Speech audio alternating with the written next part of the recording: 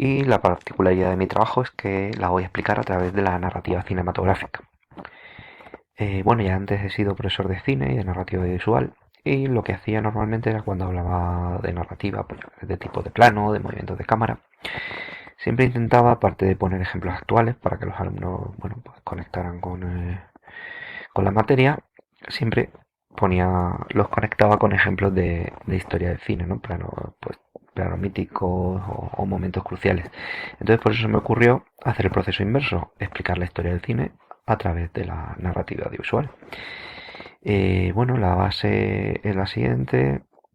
El destacado sería los personajes o los planos, destacando también los años para seguir la cronología histórica y destacando en negrita pues personajes, películas, etcétera. También en cada uno de los apartados he puesto un enlace que nos lleva pues a una película, a una escena o algo de lo que estamos hablando. Hemos empezado con el principio del cine, con los hermanos Lumière, y bueno, y caracterizando este inicio del cine por una narrativa muy simple, un plano fijo. Luego he pasado a hablar de los efectos visuales, ¿no? Con una figura clave como es Georges Méliès. Bueno, esto se puede conectar, por ejemplo, con el boom que hubo del 3D, ¿no? A través de la película La invención de Hugo, ¿no? De Scorsese, que habla del 3D, volvía a este inicio del género. Bueno, aquí otro momento clave, Porter, ¿no? Que es la primera vez que hacen un plano más cercano para interpretar al espectador. También se puede conectar con la película Uno de los Nuestros, que se hace un homenaje al final. Em, Luego he hablado de Alice Guy, ¿no? Como la directora que hace poco se supo que hizo la primera película narrativa. Esto me puede dar pie a hablar de la directora, del nuevo panorama, ¿no? Donde han puesto a las directoras con la relevancia que merecen, ¿no? Como ha pasado durante toda la historia. Bueno, el nacimiento de una nación de Griffith, que supone una revolución en el lenguaje cinematográfico. Luego hemos pasado a hablar del expresionismo alemán, ¿no? A través del punto de vista, no solo la iluminación o los decorados, sino el giro que hay en esta película, ¿no? Es algo que hasta en el momento en la historia del cine no había pasado, o hablar del espacio cinematográfico como lo cuenta Chaplin en El Chico, ¿no? También, bueno, pues la narrativa al servicio del género, como ocurría con el expresionismo alemán, ¿no? Con estas luces, ¿no? El montaje a través del acorazado Potemkin, un plano subjetivo a través del cameraman de Buster Keaton o la introspección del personaje a través de los primeros planos, como ocurre en La Pasión de Juana de Arco. Luego hemos pasado al cine sonoro, con la primera peli sonora, que es El Cantor de Jazz, que hay que mencionarlo, o bueno, un hecho importante, una de las primeras películas sonoras donde el sonido ya toma una relevancia narrativa, como es El vampiro de Düsseldorf, de Fritz Lang. Bueno, también he hablado un poquito del paso del mudo al sonoro, de todo este sistema de estudios de Hollywood, ¿no? En los años 30, cuando empiezan a salir los grandes directores, grandes películas, ¿no? Y por supuesto, en un apartado especial para narrativa, hablando de historia del cine y de narrativa, hay que hablar de Ciudadano Kane, ¿no? Em, Luego he hablado un poquito de la época dorada de Hollywood, los géneros, ¿no? Cuando se convierte en un medio de masa, desde el Star System.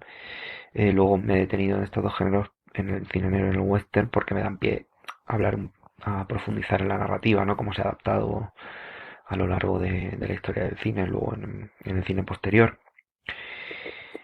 Y bueno, he acabado esta etapa con el plano secuencia mítico, ¿no? De Orson Welles en Set de Mal. Para terminar, he hecho también un poquito de repaso de lo que ocurrió en Europa, con el neorrealismo italiano, que tiene mucha relevancia en la narrativa, ¿no? En la forma de narrar, está documental, con actores, mm, muchos que no eran profesionales. Lo mismo con la Nouvelle Vague, ¿no? Que supone una ruptura con el lenguaje cinematográfico, y con el montaje, ¿no?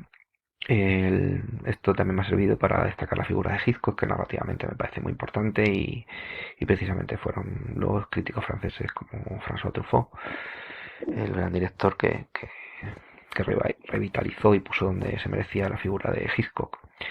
Bueno, un poquito de cine de autor europeo también para ver, bueno, pues Bergman, Tarkovsky, Buñuel, bueno, Agnès Varda también para poner de relieve a una directora. Luego los 80, esta vuelta con los blockbusters al cine más comercial, ¿no? Y lo que ocurre paralelamente, ¿no? Que se va gestando, que es la revolución que hay en Hollywood de los años 70, donde se juntan un poco los dos mundos, ¿no? El cine de autor y este cine comercial. Y ahora pues los directores de Hollywood, ya, como saben, Coppola, Scorsese, Spielberg, ¿no? Hacen cine de autor para grandes estudios. Y bueno, esto nos lleva a la postmodernidad pues, con directores como Almodóvar o Tarantino. En cuanto a la reflexión de los medios de comunicación, la reflexión que hago, que me parece muy pertinente y muy ligada al trabajo, es un poco, hablando de la historia del cine, cómo se ha transformado el cine, ¿no? A lo largo de la historia en la cultura, ¿no? Empezó como un espectáculo de feria, ¿no? Prácticamente, donde se proyectaba algo que no se había visto hasta el momento y sorprendía. Luego pasa un poco, pues como en la época de Méliès, a ser casi como un espectáculo un poco más sofisticado, pero espectáculo de magia. Luego pasa a ser un espectáculo de masa, ¿no? Un medio de comunicación de masas, de entretenimiento masivo, hasta que aparece la televisión. Ahí luego hay esa crisis, pero que se transforma, hace que el cine vaya hacia más a un cine de autor, ¿no? A un cine de autor se considere más un arte. Y luego este final, ¿no? Que nos lleva al cine postmoderno, que combina un poco esas dos vertientes. Y bueno, y también esta postmodernidad nos lleva a incorporarnos no solo a la cultura visual o audiovisual, sino a la cultura pop, ¿no? Que ahora todos llevamos camisetas de películas, es una evolución interesante que influye tanto en las películas como en la vida, ¿no?